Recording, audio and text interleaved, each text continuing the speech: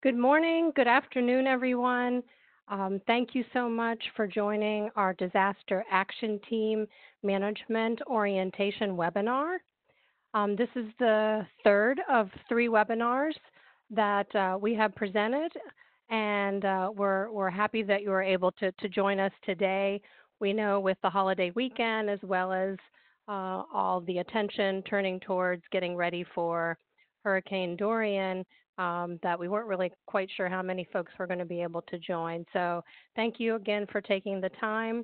Let me just go ahead and go over some housekeeping. So the webinar is scheduled for 90 minutes, which would include ample time for questions. We haven't needed that time the last 2, so unless you have lots and lots of questions, I expect that we won't need to take the full time. We also ask, although we have tried to globally mute everyone's line, that as an additional safeguard, if you would please mute your phone, your computer if you're using that, and if you've got a video camera, through the WebEx, make sure that's shut off as well. And then also with calls, not to put the call on hold. So for questions, both during the presentation as well as at the end with the formal Q&A, we'll ask that you type those in the chat box. There is a Q&A box as well. Makes it maybe a little bit confusing, but we'll try to focus on what you post into the chat box. And again, we're happy to kind of stop along the way. If you've got a burning question or if it can wait, we can make sure we address that at the end. Finally, we will be recording the webinar and we'll post it onto the DAT Toolkit soon after the completion of the webinars. So now our agenda for today's webinar. So our main objective for these webinars is to help prepare you to facilitate the Disaster Action Team Management training as an instructor and be able to answer any questions you may have. So we're going to walk through things such as instructor requirements, who should be taking this course, the learning objectives for the course as well. We'll also spend some time sharing some examples that highlight the design of the course and what went behind that, as well as specific activities that focus on the program standards and procedures being taught. And again, we will end with a Q&A session to answer your questions.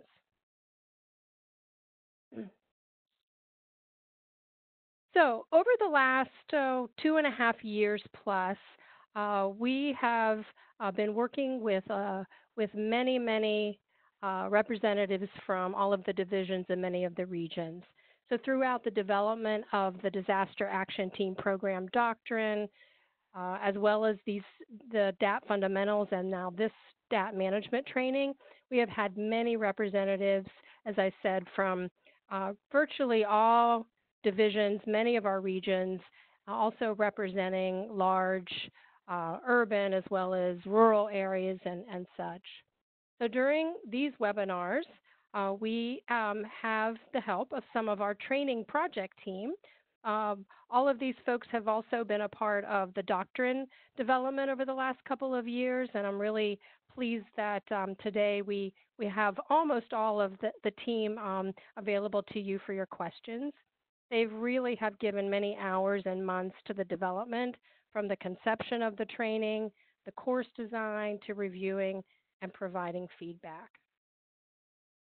So let me start. I failed to introduce myself. My name is Alicia Guajardo, and I oversee the Regional Response Program, which of course Disaster Action Team is part of that program at National Headquarters. Let me go ahead and turn it to my colleagues to give them a chance to introduce themselves. Mike, would you like to start?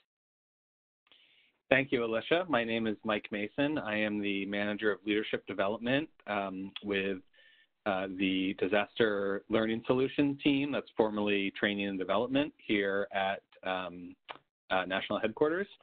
My role has been in project management for the development of the training courses to support the new DAT doctrine.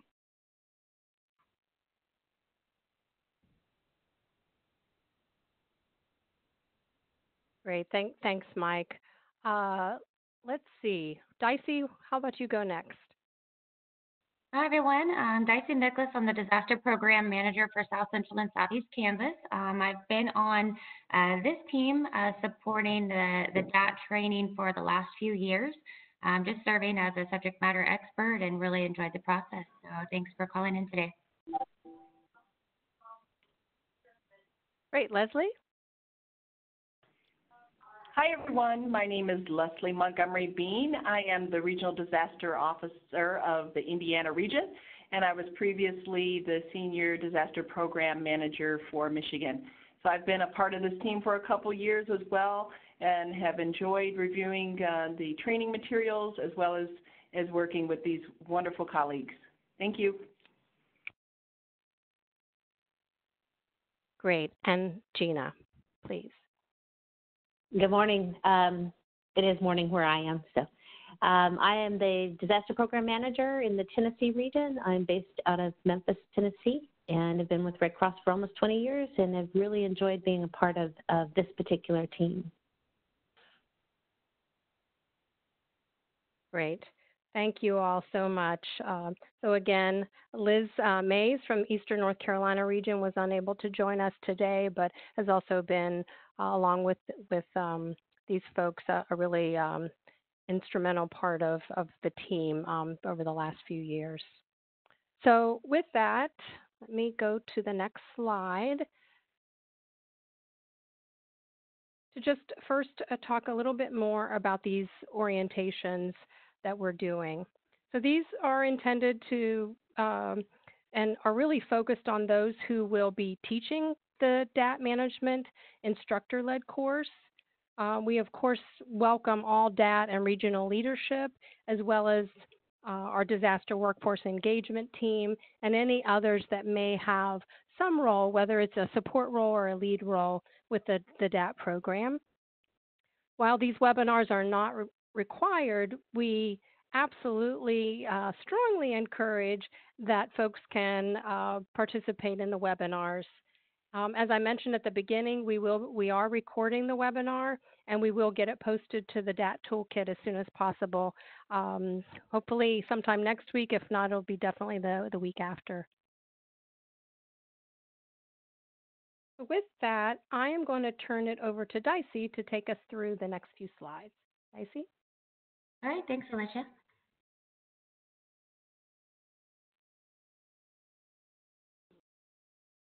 Okay, first we're going to start with instructor requirements. They are listed on the fact sheet, which you can find posted on the Exchange. Instructors need to be certified basic disaster instructors that have completed the web-based training prior to teaching the instructor-led training. They must have active DAT gap and or hold steady state leadership positions such as a DAT coordinator or a DAT regional program lead. It's essential that instructors are well versed in the DAT program as well as the standards and procedure doctrine, current job tools, and the local or regional DAT program policies and procedures. Instructors for this course should be approved through the regional RDO or their designee, although that's not going to be tracked at national headquarters. It's really going to be left up to the regions to establish what that approval process looks like. Next, we'll go on to the purpose of the course, and that is to prepare participants to fulfill key leadership roles in the DAT program during both DAT response operations and during the steady state support program. The course description, disaster action team management is a basic level web-based and instructor-led training that provides a disaster action team leadership with instruction for leadership tasks within the disaster action program for steady state and operational response. Now, we want to note that while the DAT management is titled management, it's not just for managers, but it's really for all leadership positions within the program. So examples would be the DAT coordinator, DAT leader, the regional program lead, DAT supervisor, manager, duty officers, just to give you an idea. While the web-based training and instructor-led versions have the same content, learners can choose which version that fits their needs the best. If you haven't reviewed the web-based training, it was released in late July, so it is available. Instructor-led training is not necessarily a traditional instructor-led course, but rather it's a recorded video version of the web-based training accompanied by facilitated discussion. We'll talk about more about that later in this webinar. All current DAT leadership, regardless of completion of previous DAT training, are required to complete the Disaster Action Team Management course. These leaders do have until March of 2020 to complete those, but we really encourage those in the leadership positions to take that as soon as possible. Next, we'll go into the learning objectives. These are also going to be found on the fact sheet, but they are to describe the roles, responsibilities, and authorities for DAT leadership in steady state and operational, to describe duties and tasks to build and lead a successful disaster action team, including managing challenges, creating opportunities for professional development, conducting after-action reviews, or AARs, and coaching members. Also to describe the concept of operation, how the concept of operations assists leadership on a DAT response.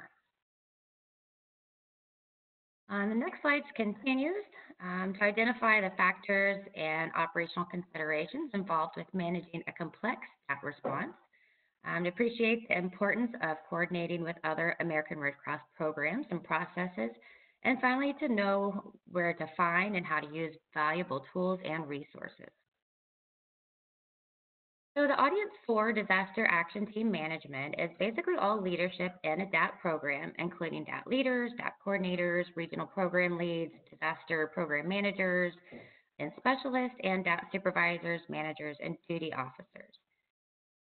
Senior disaster program managers, disaster DPMs, and DPSs who have responsibilities within the disaster action team as well.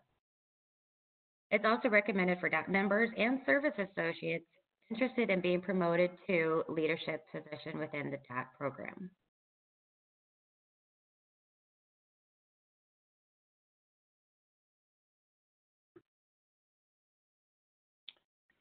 So thanks, Dicey. This is Mike. I'm going to take over the next few slides.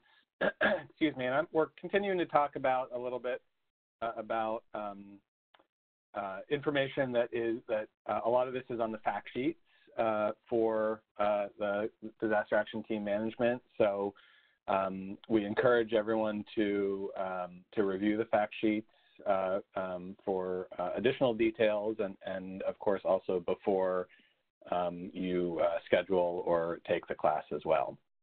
So prerequisite for DAT management, excuse me, obviously the Disaster Action Team Fundamentals course, that's the new course that was released earlier this year, as well as Mass Care and Overview, the Concept of Operations Basics course, Recovery Fundamentals, and Psychological First Aid.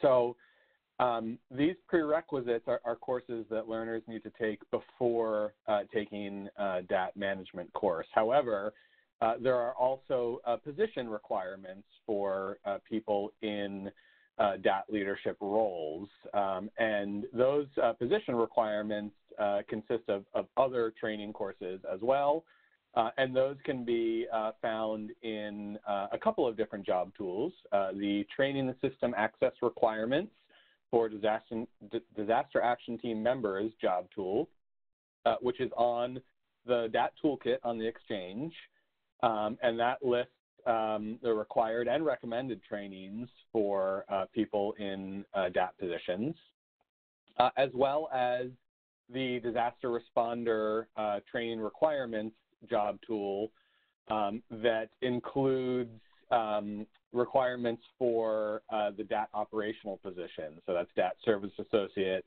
DAT Supervisor, and DAT Manager. Oh, and I'm sorry, that is available on the Exchange as well. Just a note about the DAT Duty Officer position. So the Duty Officer position is a specialty track of a DAT Service Associate. So the training requirements for DAT Duty Officer are in the job tools listed on the screen here. But also you can find more information about the recently released job tool, Disaster Cycle Services Qualifications and Specialty Tracks as well. Next slide, please.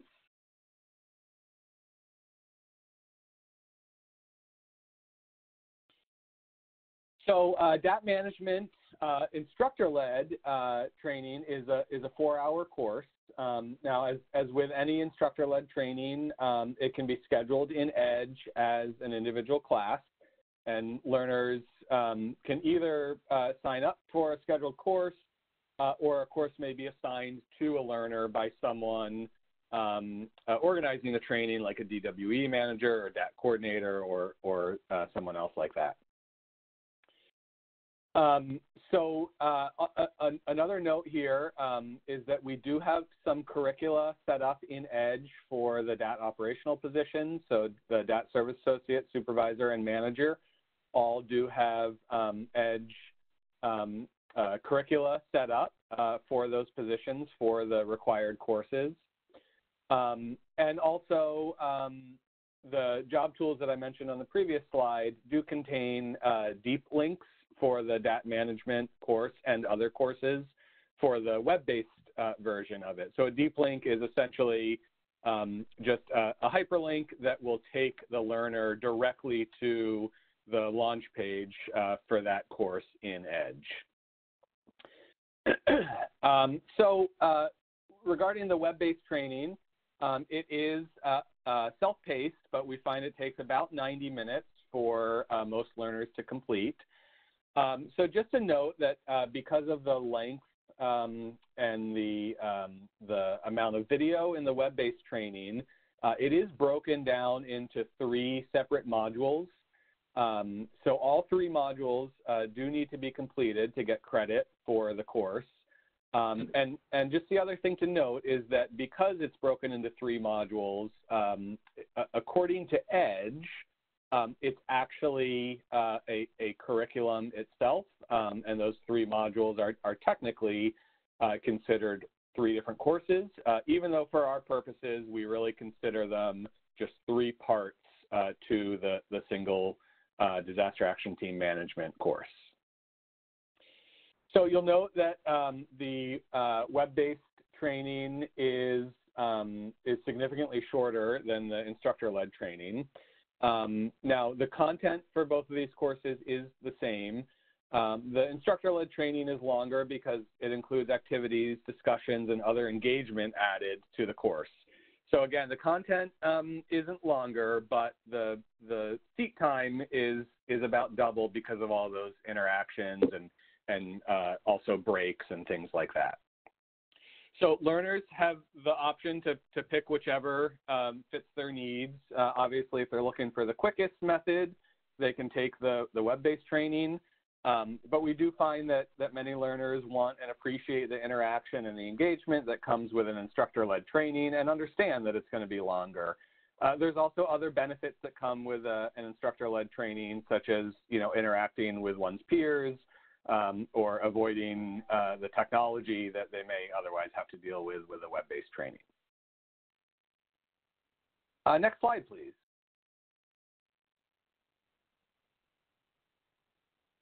So I'll talk a little bit about the course design, and then I'll hand it back over to my colleagues who will talk about the actual content, some of the content in the 3 modules. So the instructor-led training does consist of 3 video modules that's facilitated by the instructor and a co-instructor. So this is as opposed to a traditional ILT that would have a PowerPoint slide deck. This has recorded videos that the instructor will pause and play and then insert interaction and activities between some of the segments of the video. So there's also an instructor manual and a participant guide to go with this. And so that we use the video in this case. It provides an opportunity for learner feedback and discussion, but we also, as opposed to a slide deck, the video ensures consistency of delivery of the content, which was very important. In between those segments of the video, learners are given scenarios with problems to solve, and then procedures and steps to complete it. And then there's feedback throughout the course that includes content reinforcement and review. So we also are hoping that the participant guide is not only used during the training, but becomes an important reference resource for participants after the training as well. So with that, I'm going to hand it over to Gina, who's going to start talking about some of the module content. Gina? Thank you, Mike. So we're looking at Module 1 on the slide here, but before we jump into the curriculum, I just want to reinforce what Mike said, that this is a different format than what we're used to. So even very experienced instructors will want to spend some time with the curriculum before you teach this course to really get comfortable with the format and to understand how and when you're able to jump in. So for the next few slides, we're going to look at some of the examples from the various modules. First with Module 1. Module 1 focuses on the steady state DAT program roles and responsibilities.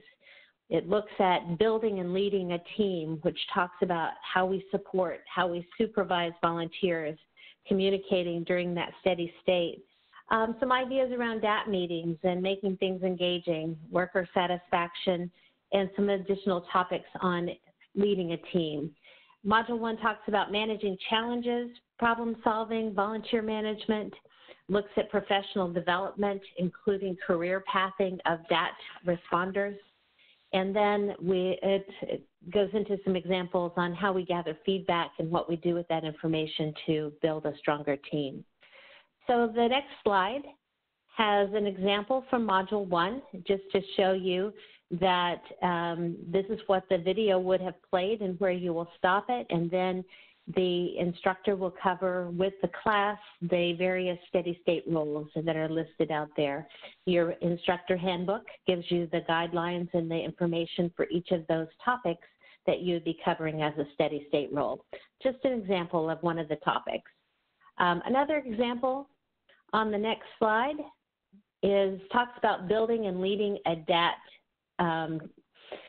team, how we supervise our volunteers, how we build that camaraderie. And the next slide breaks it down. So it takes this one module and shows you what it looks like in your instructor manual. I think this is probably one of the most important slides in this presentation. It really shows you what it looks like and how you're going to work with the curriculum. So green is always going to be play the video, and then pause is red. It also gives you that time stamp so you know when to pause it. There's some other clues about when to pause the video. You'll hear a ding or an audio prompt, and you also see the red banner in the corner that says that the video is paused. So it helps you to look at the curriculum ahead of time to kind of know what the flow is, and then it stops at various times so that you can have discussions about the topic, so you can do the exercises and you can answer any questions that someone might have. So on this particular slide, the video set up a scenario where Justin has been talking with the DAT team, and he's come up with some areas that he would like to focus on for building and supporting the team. So it allows the class to kind of step into Justin's shoes to look at how do we supervise that team and look at the topics that he's selected. And then you'll play the video that'll display some answers to the questions that you've asked, and then you'll have some more discussion and then work through the video again. So it really shows you that this is very interactive, not only interactive with the video to discussion, but bringing the group into the classroom for it. So know that to learn the prompts and that there's ways to remind you of what's going on the screen. Okay, next slide. And this is just a third example from Module 1 of one of the topics that's covered. Again, this Module 1 is focusing on steady state and development. So we really wanted to add in here how we work through the career path development for each volunteer. looking at what are their interest areas, what are they capable of doing, how do they want to work into hopefully a leadership role within the disaster action team. And this slide just gives you that example from Module 1. Next slide. And next slide jumps over to Leslie. Hi, everyone. As we move into Module 2, it begins to cover the key response operations, roles, and responsibilities. And it talks about what successful relations look like. We know how important that is in building our teams, and how we build and lead successful teams, which includes delegating and coaching DAT responders. So part of this module, the intro to this module, talks about the DAT response leadership, successful relationships, coaching, effective feedback, and other challenges. So under the DAT response leadership, it talks about DAT response leadership objectives, the DAT response operations leadership structure. And as we think about successful relationships, we're thinking about how we have those elements of a successful relationship, those relationship elements on a DAT response operation, how we build successful teams, how we delegate our work, and not only just delegating, but how beneficial that is. And so then looking at coaching, the module presents a model. It talks about coaching in action, and it gives that 4-step coaching model. Thinking about feedback, it talks about that benefit. It talks about not just the one-way feedback, but the 2 types of feedback, giving positive feedback and giving constructive feedback. And then challenges, managing unique geographic challenges, thinking about on-scene safety, and then handling the media, which we know we often get lots of questions about. So next slide. So this slide shows a little bit about the program structure for response and how that relates to steady state roles that volunteers may have as well. So looking at that, and it says on there, an individual person usually fulfills a role in both steady state and operational state. Not always the case, but certainly most times that is the case. Next slide. So again, going back to those relationship elements on a DAT response, looking at successful relationships. We know that it's not just the experience, the technical skills, but it's also the soft skills that contribute to the success of a DAT program. And so this module is talking about those successful relationships and some of the qualities that are required to have those successful relationships. So looking at that with the elements there with empathy, engagement, adaptability, perspective, conviction, collaboration, and on and on. And so in this module, participants consider which are strengths for them and which might be more challenging when interacting and working with others. And so then the next activity looks at some examples of behaviors and how they relate to relationship elements just discussed. Next slide. So as we come out of Module 2 and into the intro to Module 3, it focuses on 3 main topics. So we've got the response operations concepts, we've got managing complex operations, and leadership roles, and then we wrap up the module. So looking again at the response operation concepts, there's the opening, there's the DAT response operations management, operational considerations, applying the concept of ops to DAT responses, so that's a really important concept there, and then DAT management responsibilities on a response operation and meeting those DAT program standards. As we know, as we get into those more complex responses, lots of questions around that, but managing complex response, how we go about that, assessing the incident complexity, indicators of complexity, and scaling up. And so then we think about those leadership roles and what some of their responsibility is for organization and incident reporting, as well as the incident report template, situation reports, and then certainly how those relationships interact with other programs and processes. Next slide. So working with other programs, so the next section talks about and gives examples of some of those relationships. So DAT members interact with many people as part of their work, and the activity in this section is looking at scenarios and discussing the relationships and interactions that would take place. So for example, the scenario says that DAT responds to a multifamily fire and direct client assistance is provided. It turns out that one of the families has a military member who is currently deployed. So that interaction is that the on-scene DAT supervisor or manager would notify service to armed forces of the service member's family being affected by the fire. So that just shows an interaction with another program and process. Another scenario within that is that the DAT responds to a multifamily fire with a fatality. A DAT trainee is distraught. So interaction there is that the DAT supervisor would notify the duty officer of the fatality and the other on-scene needs. The duty officer initiates an IIR and engage with disaster spiritual care, disaster mental health, or disaster health services, and a recovery caseworker to ensure that fatality is followed up on. And then the DAT supervisor would ensure that a DAT trainee knows that they can speak to a disaster mental health worker. Next slide, please. So Module 3 wraps up with a short review of what has been covered in all the modules, and a resource list accompanies this section and is reviewed by the class. Other resources such as DAT Toolkit on the Exchange are also discussed. So that with that, I will send it over, I think it is, to Mike.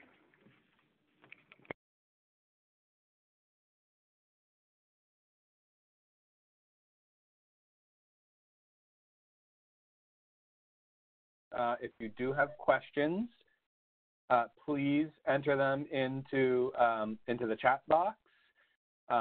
We're going to be opening it up for questions in just a few minutes here, so please, you can get a head start on typing any that you may have right now. So let's talk a little bit about some of the key instructor responsibilities. We won't spend a lot of time on this because these responsibilities apply to many of the Red Cross courses that our instructors already teach. However, you know, the length of the course and the amount of content really necessitates being very thoroughly prepared for this course. So we would encourage you to read and review all the course materials, the Instructor Manual, the participant guide, and the video before you get ready to teach, and also to take the web-based training as somewhat of a practice. You can download all the instructional materials from the Exchange, and as well as the Disaster Action Team Program Standards and Procedures, so the doctrine itself. The video for the instructor-led training is, like we said, divided into 3 modules. Each one is a separate video file, and you can access that one of 2 different ways. You can stream it from our YouTube playlist. That's the Red Cross Disaster Training YouTube channel. Now that, of course, is only if you have a reliable internet connection for the duration of your course. If you don't, you can download the MP4 video files ahead of time from the training index on the Exchange and put them on your computer or a thumb drive or something like that. We do want to highlight again, a key instructor responsibility is also understanding and reviewing the participant activities. So, you know, really understand how the activities work within the framework of the class, and it will allow you to better manage those activities and facilitate them and have time for appropriate discussion and sharing. Next slide, please.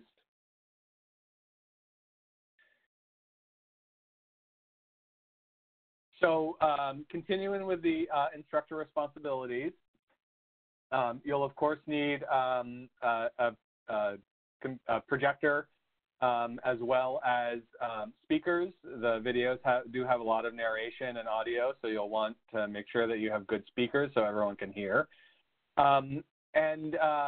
We want to make sure that you do pay attention to the class size. We recommend between 6 and 25 participants. Outside of those ranges is at your discretion. However, we would strongly discourage you from holding a course with more than 25 and encourage you to divide that into 2 or more courses. And then, of course, like with any training, to submit the class roster and the evals after the course. Next slide, please. So we'll talk a little bit about some tips for a successful course here. As we've talked about earlier today, you do need to be prepared to pause the video when indicated and then leave the scenario or activity based on what's in the instructor manual. Be aware of your participants, who's engaging and not engaging, and manage that, manage the classroom actively so that everyone is engaged and understanding the material. And then regarding the pausing of the video, we have found that it's very successful when you have 2 instructors available for one of them to be focused on pausing and playing the video while the other is leading the facilitation for that section, and then you may choose to switch from section to section. Next slide, please. Some more tips about having a successful course. Of course, it is important to follow the course design. Try to stick with the recommended time frames for each section, and stick with the content that's in the instructor manual. We do also highly recommend that you practice the course before you teach it, especially the first time. Like we've talked about, the slightly unique delivery method using the video that is paused and resumed is a little bit new, and we would recommend that you actually kind of do a practice course before you teach it first. Also, having a co-instructor or subject matter expert is really helpful. Understanding your audience, knowing the material, so the doctrine and all of the resources that are used in the training is really important. Limiting the personal examples that you use and or the participants. We do recommend a parking lot to help table some of those discussions that would be more appropriately had after or outside of the course or at the end. Keep it engaging and fun. We think that the course material is pretty engaging, and we want it to be as interactive and exciting as possible. So with that, I'm going to pass it back to Gina. All right, we're looking here at the resources. As with everything Red Cross, your resources are found on the exchange.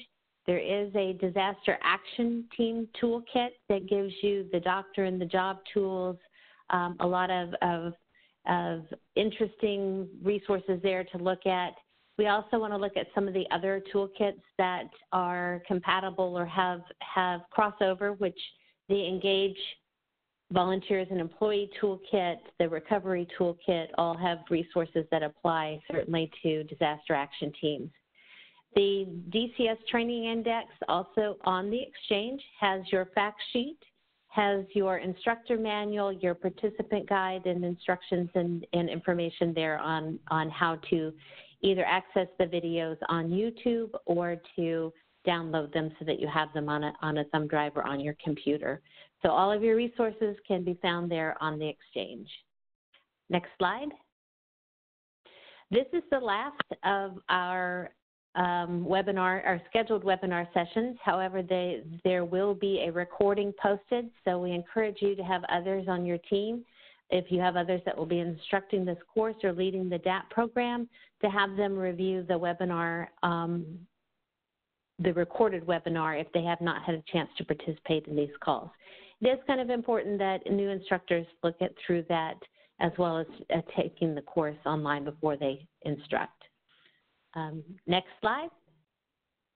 This is the part where you get to ask questions. We do want to make note of the emails there. If you don't think of your question in time to have them answered on today's call, be sure and email them to Disaster Training if it is related to the curriculum and the processes around the training, and to dat@redcross.org if it's related to policy, procedures, and DAT process questions.